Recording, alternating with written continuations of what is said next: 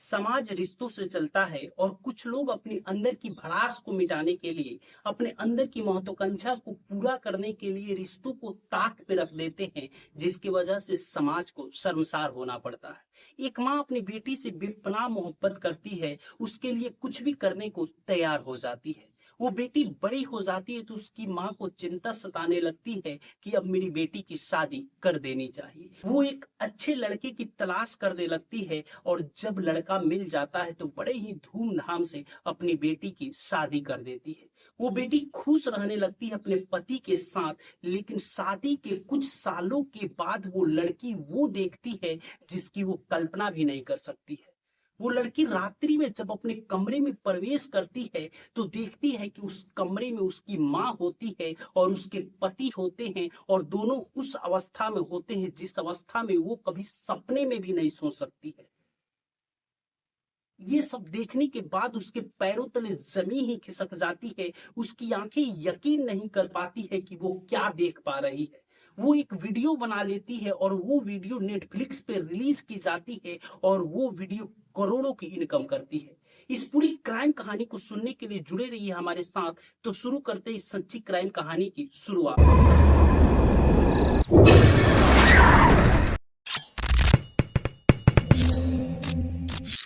इस कहानी की शुरुआत होती है इंडोनेशिया के जावा द्वीप के सेरांग शहर के।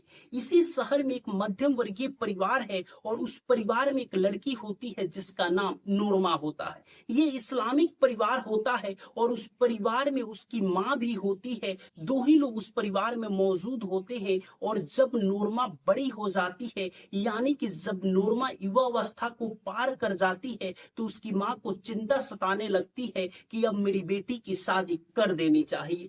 तमाम तरह के रिश्ते आते हैं और तमाम तरह के रिश्ते वो देखती है, उसके बावजूद भी उसे कोई रिश्ता पसंद नहीं आता है, क्योंकि वो अपनी बेटी से बेपनाह मोहब्बत करती है और वो ये सोचती है कि मैं अच्छे घर में अपनी बेटी की शादी करूंगी जिससे किसी भी प्रकार की कोई भी दिक्कत ना हो। जैसे नूरमा की माँ सोच रही थी वैसा ही एक परिवार मिल जाता है और वो लड़का काफी अच्छा होता है, काफी खूबसूरत होता है और उसका अपना बिजनेस भी होता है। नूरमा की माँ को वो परिवार पसंद आ जाता है और बड़े ही धूमधाम से नूरमा की निकाह कर दी जाती है। नूरमा अपने पति को पाकर काफी खुश होती है। नूरमा की माँ भी काफी प्रसन्न हो जाती है, क्योंकि वो यही चाह रही थी कि मेरी बेटी काफी खुश रहे और वो काफी ज्यादा प्रसन्न दिखे। नूरमा की माँ काफी ज्यादा खुश हो जाती है अपनी बेटी को खुश देखकर, और नूरमा भी अपने पति को पाकर काफी ज्यादा खुश रहने लगती है। नूरमा का पति नूरमा के घर पे ही रहने लगता है,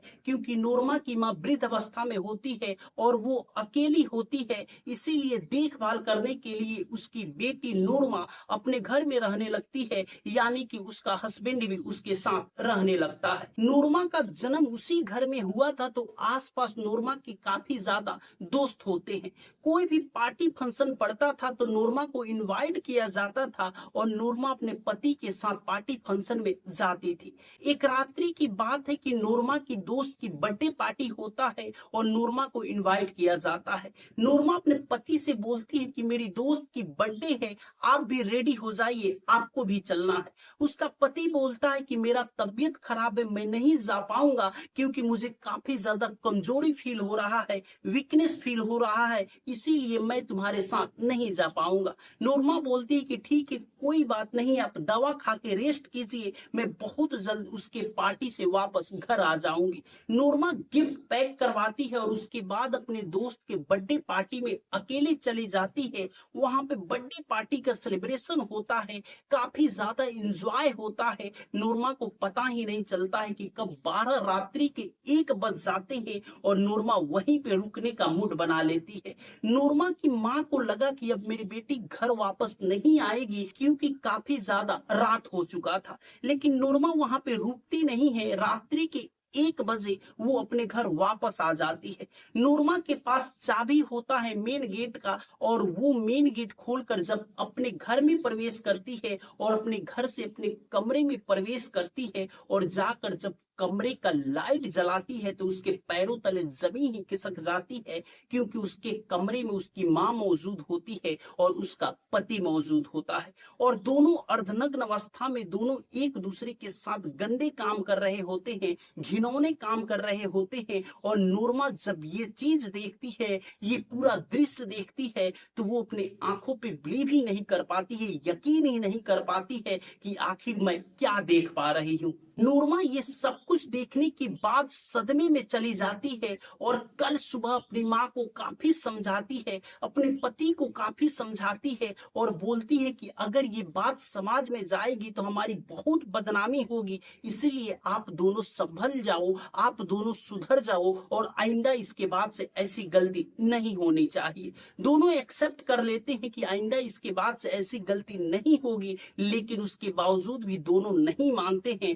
जब नूरमा घर से बाहर जाती थी किसी काम से, तो वो दोनों एक दूसरे के साथ शारीरिक संबंध बनाने लगते थे। ये दोनों सुधरने का नाम ही नहीं लेते हैं और नूरमा काफी ज्यादा परेशान हो जाती है, उसे कुछ समझ में नहीं आता और वो डिप्रेशन में चली जाती है। नूरमा लाख कोशिश करती है कि घर की बात घर में रह जाए, किसी को पता ना चले, लेकिन ये दोनों मानने को तैयार नहीं थे। जब भी मौका मिलता था दोनों एक दूसरे के साथ गंदी हरकत करते थे, गंदा काम करते थे, जिसे देखने के बाद आपको शर्म आ जाए, लेकिन वो दोनों को शर्म आंख में लज्जा तक नहीं था। जबकि इंडोनेशिया का रूल इतना ज्यादा कठोर है, इतना ज्यादा वहां का कानून कठोर है कि अगर आप अपनी पत्नी को छोड़कर किसी के साथ शारीरिक संबंध बनाते हैं तो आपको सामूहिक यानी पब्लिक प्लेस पे कोड़े मारे जाते हैं, आपके साथ वो किया जाता है जिसकी आप कल्पना भी नहीं कर सकते हैं। जेल तो होता ही है, उसके साथ साथ पब्लिक प्लेस में आपको सजा दी जाती है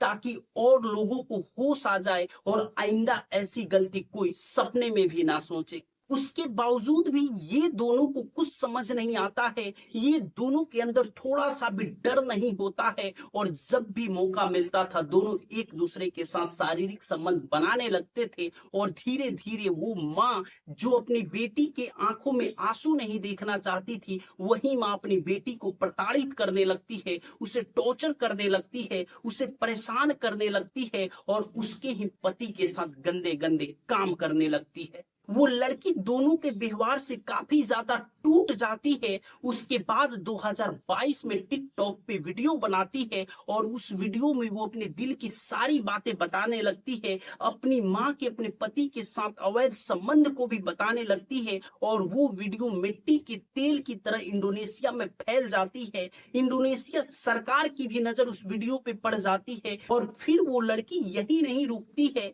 अपनी माँ और अपने पति के खिलाफ एफआईआर दर्ज करवा देती है। पुलिस हरकत में आकर दोनों को गिरफ्तार कर लेती है और उसकी मां को 8 महीने की सजा सुना देती है और उसके पति को 9 महीने की जेल की सजा सुना देती है। अवैध संबंध की वजह से उस लड़की का पूरा परिवार बर्बाद हो जाता है। उसके बावजूद भी वो लड़की वही नहीं रुकती है, इंडोनेशिया के एक डायरेक्टर के पास जाती है, फिल्म डायरेक्टर के पास जाती है और उनसे अपने दिल की सारी बातें बताती है और बोलती है कि मेरा इज्जत जब नीलाम हो ही चुका है, पूरा देश जान चुका है, पूरा विश्व जान चुका है कि मेरी मां मेरे पति के साथ अवैध संबंध में रहती थी, जिसकी वजह से मेरा पूरा परिवार बर्बाद हो चुका, मेरा पूरा हंसता खिलता जिंदगी तबाह हो चुका है, तो फिर शर्म किस बात की। इसीलिए मैं आपके पास आई हूं कि मेरी जिंदगी पे इस पूरी घटना पे आप एक फिल्म बनाइए जिससे लोगों को एक मैसेज जाए और ऐसे अवैध संबंधों के चक्कर में ना पड़े और ऐसे अवैध संबंध के चक्कर में जो परिवार बर्बाद हो रहे हैं उस परिवार को बचाया जा सके। उस लड़की की कहानी उस डायरेक्टर को पसंद आ जाती है और वो डायरेक्टर उस लड़की पे एक फिल्म बनाती है, इस पूरी वारदात पे फिल्म बनाते हैं और वो फिल्म जब इंडोनेशिया में रिलीज होता है, इंडोनेशिया एक इस्लामिक कंट्री है, वहां पे सिनेमा घरों में लोग फिल्में देखने उतना नहीं जाते हैं, उसके बावजूद भी वो फिल्म हाउसफुल रहती है, औरतें जाकर उस फिल्म को प्यार देती सुनती है, देखती है, उसके बाद उस फिल्म को नेटफ्लिक्स पे रिलीज किया जाता है। उस फिल्म को इतना ज्यादा प्यार मिलता है कि वो फिल्म अपने देश में हिट तो होती ही है, उसके साथ साथ सिंगापुर, मलेशिया में भी उस फिल्म को देखा जाता है। अब वो फिल्म नेटफ्लिक्स पे रिलीज कर दी गई है और उस फिल्म को काफी ज्यादा प्यार मिल रहा है, काफी ज्यादा उस लड़की के प्रति लोगों की सहानुभूति देखने को मिल रही है और वो फिल्म सुपर डुपर हिट हो चुकी है। फिल्म हिट होना बहुत बड़ी बात नहीं है, यहाँ सोचने की बात यह है कि एक माँ अपनी ही बेटी की जिंदगी को बर्बाद कर देती है, तबाह कर देती है, सिर्फ अपने अंदर की महत्वाकांक्षा को पूरा करने के लिए, अपने अंदर के हौस को मिटाने के लिए। ऐसे ही सच्ची क्राइम डॉक्यूमेंट्री देखने के लिए हमारे चैनल को सब्सक्राइब कर लीजिएगा। फिर मिलेंगे कल रात्रि किसी और नई सच्ची घटना की पड़ताल के साथ। तब तक आप और अपनों का ख्याल रखिए। शुभ रात्रि, गुड नाइट। समाज में निगेटिव और पॉजिटिव दो परसेप्शन सामने आते हैं। कुछ लोग ये बोलते हैं कि वो लड़की गलत की, घर की बातों को घर तक ही रखना चाहिए और घर में ही उसका समाधान ढूंढना चाहिए। आप अपनी प्रतिक्रिया कमेंट बॉक्स में जरूर दीजिएगा कि वो लड़की सही की या गलत की, क्योंकि आपकी हर प्रतिक्रिया का मुझे इंतजार होता है।